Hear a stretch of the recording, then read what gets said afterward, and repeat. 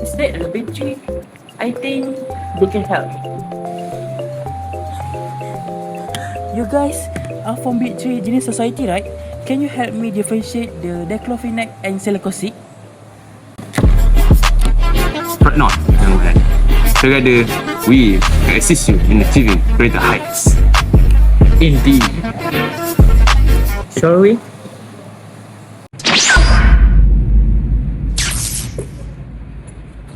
Welcome to the Pita Agent Board. I'm here to help you to understand the general description, drug class, and mechanism of action of Diclofenac and Celecoxib. Let's go. Let's start with Diclofenac. Diclofenac is a medication that belongs to the non-steroidal anti-inflammatory drug or NSAID group. It is commonly used to reduce pain, inflammation, and swelling associated with conditions such as arthritis, musculoskeletal injuries, post-operative pain, and menstrual pain. Diclofenac is classified as a non-selective NSAID. This means it inhibits both cyclooxygenase 1 and cyclooxygenase 2 enzymes, although it has a slightly higher affinity for COX-2.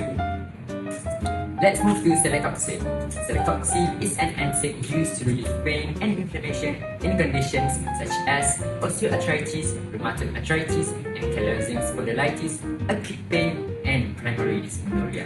It was developed to provide anti-inflammatory effects while causing fewer gastrointestinal side effects compared to traditional NSAIDs. Celecoxib is classified as a selective COX-2 inhibitor NSAID, also known as a COXIB. Wow, what a fun way to explain the MOA of Celecoxib while playing carom. Celecoxib selectively inhibits the cyclooxygenase 2 enzyme during inflammation. COX-2 is induced and produces prostaglandins that cause pain, swelling, and fever. By specifically blocking the COX-2, Celecoxib reduces the production of inflammatory prostaglandins, thereby decreasing pain and inflammation. Unlike Diclofenac, Celecoxib has a minimal effect on COX-1, which helps preserve the protective prostaglandins in the stomach lining. As a result, it generally causes fewer gastrointestinal adverse effects. However, selective COX-2 inhibition may disturb the balance between prostacyclin and thromboxane, potentially increasing the risk of cardiovascular events in some patients.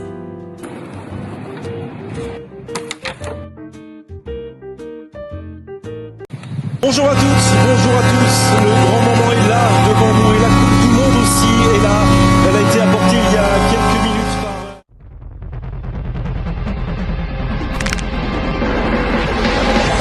Aha! This is a perfect example of an indication for the usage of Celecoxib and Diclofenac. One of the major indications for these drugs are osteoarthritis, rheumatoid arthritis, and musculoskeletal injuries like this, sport injury. For Celecoxib, special cases for this drug are for patients who have history in GI damage and are needed to use long-term usage of this drug. While for Diclofenac are for patients who need rapid relief of those pains, because they work way faster than normal Celecoxib. However, Celecoxib has heart risk of the usage, while for Diclofenac they have GI risk damage. Now we will compare the pharmacokinetics of Celecoxib and Diclofenac. Both drugs are well absorbed after oral administration, but there are some important differences. Starting with absorption, Diclofenac is absorbed rapidly, reaching its peak plasma concentration within 1 to 2 hours after administration. In contrast, Celecoxib reaches peak concentration slightly later at around 2 to 3 hours. The faster absorption contributes to diclofenac's quicker onset of pain relief.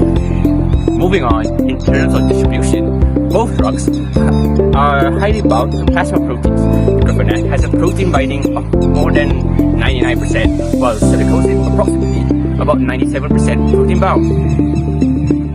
This high protein binding helps maintain therapeutic concentrations within the bloodstream and target tissues. Moving on, looking at metabolism, both drugs undergo extensive hepatic metabolism. However, Celecoxib is metabolized primarily by CYP269 enzymes, whereas Diclofenac is metabolized mainly by CYP269 with a minor contribution from CYP3A4. As a result, both drugs may be affected by medications that that alter liver enzymes actively, potentially leading to drug interactions.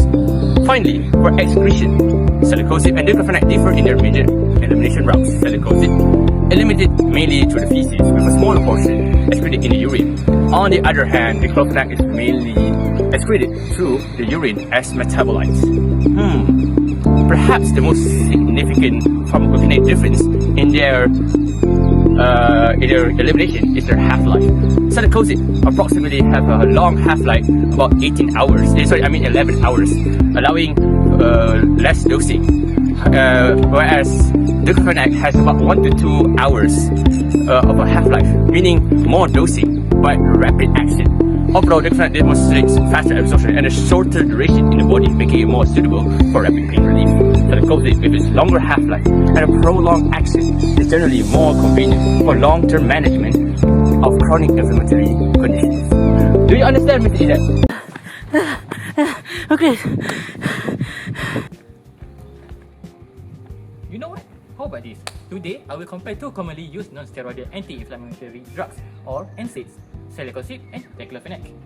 The comparison will focus on dosage and administration, duration of therapy, potential side effects and their management, as well as contraindication and precautions. Duration of therapy. Regarding duration of therapy, both Celecoxib and Diclofenac may be used for short-term or long-term treatment depending on the condition. For acute pain, treatment may only last a few days. However, patients with chronic conditions such as osteoarthritis or rheumatoid arthritis may require longer treatment under medical supervision. Long-term use of either drugs require regular monitoring because prolonged therapy may increase the risk of adverse effects, particularly cardiovascular, gastrointestinal, and renal complications. Let's begin with dosage and administration. For Celecoxib, the usual adult dose for osteoarthritis is 200 mg once daily or 100 mg twice daily. For rheumatoid arthritis, the dose is usually 100 to 200 twice daily.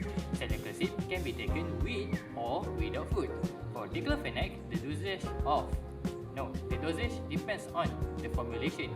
The usual oral dose is 50 mg 2 or 3 times daily, with a maximum daily dose that depends on the specific preparation prescribed.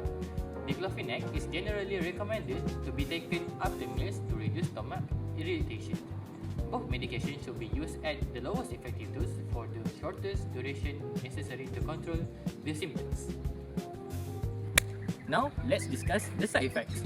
Common side effects of Celecoxib include headache, abdominal pain, dyspepsia, diarrhea, and dizziness. Although Celecoxib has a lower risk of stomach ulcer compared with the traditional NSAID, gastrointestinal complication can still occur. Common side effects of Diclofenac include nausea, indigestion, abdominal pain, gastric irritation, headache, and dizziness. Diclofenac generally has a higher risk of gastrointestinal ulceration and bleeding. To manage this side effect, we must take Diclofenac with food, avoid alcohol consumption, report symptoms such as black stools, severe abdominal pain, or vomiting, not immediately. Physician may prescribe gastroprotective agent for high-risk patients. Patients should seek medical attention if they experience chest pain, shortness of breath, severe allergy reaction, or reduced urine output. Last but not least is contraindication and precaution. Finally, let us discuss contraindication and precaution. Celecoxib is contraindicated in patient with hypersensitivity to Celecoxib, patient with sulfonamide allergy, patient with allergy reaction to NSAID, patient undergoing coronary artery bypass graft surgery. Diclofenac, however, is contraindicated in patient with hypersensitivity to Diclofenac or other NSAIDs, active peptic ulcer disease or gastrointestinal bleeding, severe heart failure, patient who experience asthma or allergy reaction after NSAID use. That's it. Precaution for both drugs include use cautiously in patient with kidney impairment, use cautiously in patient with liver disease, monitor patient with cardiovascular disease or hypertension, use the lower effective dose, avoid use during the third trimester of pregnancy. Conclusion is, both Celecoxib and Diclofenac are effective NSAID used to relieve pain and inflammation. Celecoxib is generally associated with fewer gastrointestinal side effects, while Diclofenac may have a higher risk of stomach-related complications. Proper dosing, careful monitoring, and awareness of contraindicated and side effects are essential to ensure safe and effective treatment. Thank you. I think I forget something. Oh, where is Ijat? Oh my god. Yo Ijat, my man. What happened to your knee? Did something happen? I cannot do this anymore. I think I won't give up.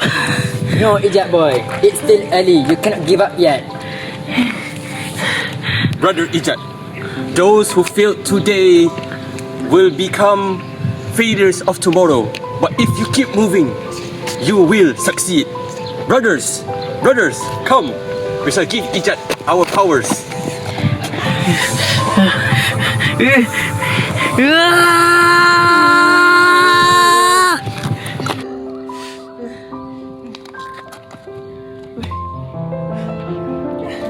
I think I do something.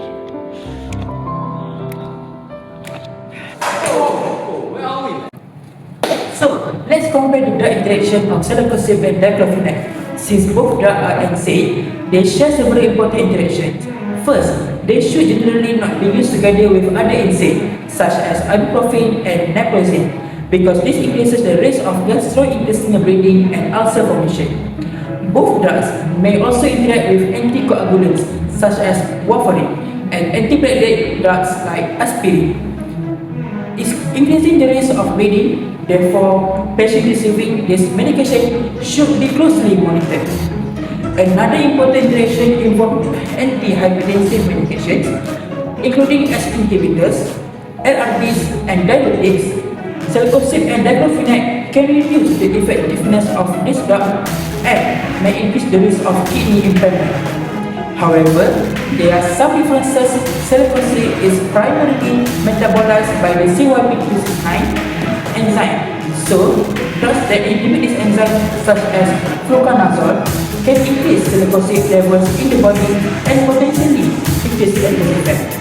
Diclofenac, on the other hand, is metabolized mainly by CYP225 and partially by CYP3A4, making it susceptible to interaction with a wide range of enzyme inhibitors and inducers. Overall, both drugs require careful monitoring when used with anticoagulants, antihypertensive, and other NSAID, but Celecoxib has a more specific interaction profile related to CYP225 metabolism.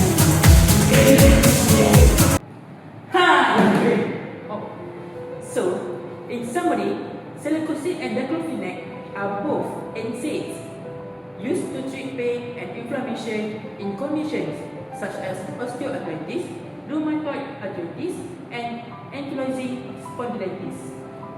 The main difference lies in their mechanism of action. Celecoxib selectively inhibits the COX-2 enzyme, resulting in a lower risk of gastrointestinal side effect. Diclofenac inhibits both COX-1 and COX-2 enzymes, providing slight anti-inflammatory and analgesic effect, but with a higher risk of gastric irritation and ulcer formation. Pharmacokinetically, Diclofenac is absorbed more rapidly and has a shorter half-life, making it suitable for acute relief. Celecoxib has a longer half-life, allowing for less frequent dosing and making it more suitable for chronic inflammatory conditions. Both drugs metabolize in the liver and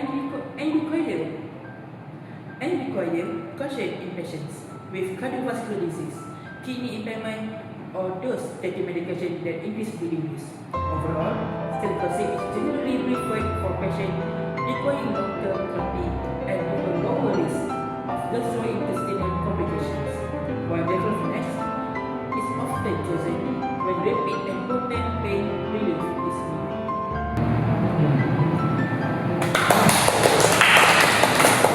Marvelous. Marvelous. You're so great, my man. You have proven worthy. You have a sense to be genius too.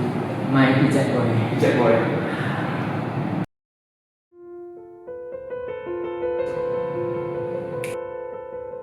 Saya kena ada ayam. Dan kita nak ada sos pelam. Belilah kat mana-mana supermarket korang. N6. NC. So how? Wow, what and a fun way, brother. Yo, you guys ada picture jadi society, right? Can you help me how? Apa benda how bro? Marvelous. Marvelous. You're so great, my man. You have proven worthy. You have a sense